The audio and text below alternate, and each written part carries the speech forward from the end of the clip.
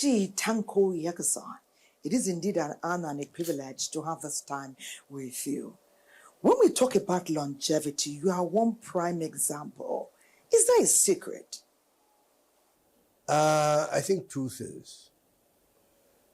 And the two can be combined together as nature. My parents, father died at 100 and something, I can't remember precisely, but over 100 years. And he's older than my mother by 7 years, I'm sorry. So both my parents have the privilege of living long, nearly 100 years each. One is a little over 100, one is less than 100. And thanks be to God, throughout my life, I was only hospitalized once. That's quite interesting. But tell us, how do you think it built up to who you are today? Were you disciplined in the way you eat and the kind of life that you lived?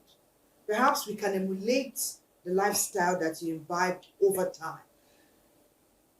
In terms of what I eat, I stick to traditional meals, Hausa traditional meals.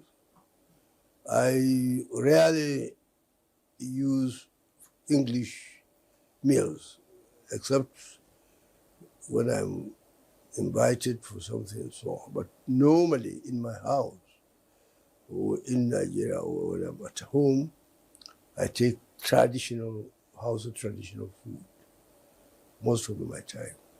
What about exercise? I don't do exercise. I don't do any exercise. I just wake up in the morning, go say my prayers, have my breakfast, my day has started. And I'll continue until it is time for me to go to bed. That is what I do even today. I think consistency in method of my lifestyle, if anything, can be something that can be taken into consideration. What gives you joy at this age? What makes you excited? Do you make phone calls? How do you spend time with your children and family? I have a lot of time I spend watching TV, particularly news, international, not local news, international, see how the world is developing and so on and so forth. This is something that is of interest to me for a very, very long time. And I still do it. I watch TV. I also sometimes listen to radio news. I prefer watching TV nowadays because I will see things clearly and have a real impression of what is happening. What qualities do you think stood you out at an early age that got you being appointed a commissioner as early as 40? I have been an activist. And I had a lot of friends in Nigeria who are activists like myself. Now, in the process, there was also the ideological issues. You have people who are inclined to capitalism, some more to socialism, some even to higher communism. And I took interest because when I was learning in Arabic, I concentrated myself in learning the text of Arabic. So it will give you what it means to be present tense, future tense, and so on. So after realizing that in Arabic, when I decided to learn English, and after learning the words and the construction, I decided to understand the grammar. So I applied the technique of Arabic grammar to understand English grammar, past, present, and future tense in English.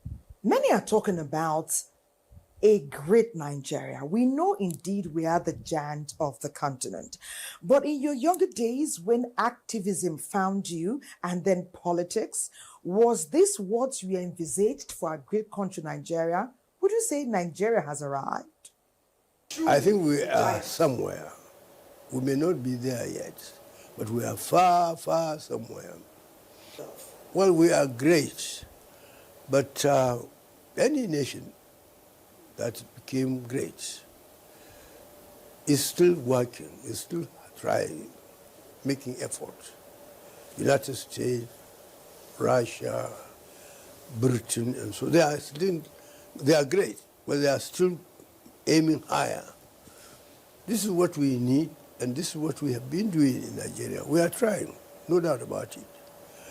It is a blessing that we have different type of ethnic group in Nigeria.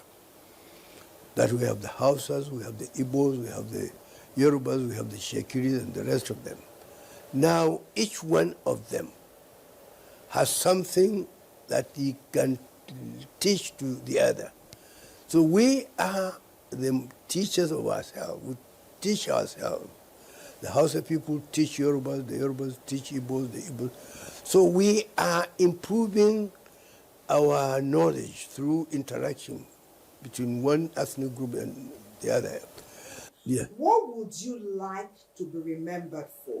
What legacy do you think you have enshrined in Nigeria that they will say, yes, it was because of Alhaji Tanko Yakasai that such and such and such and such a thing is happening today?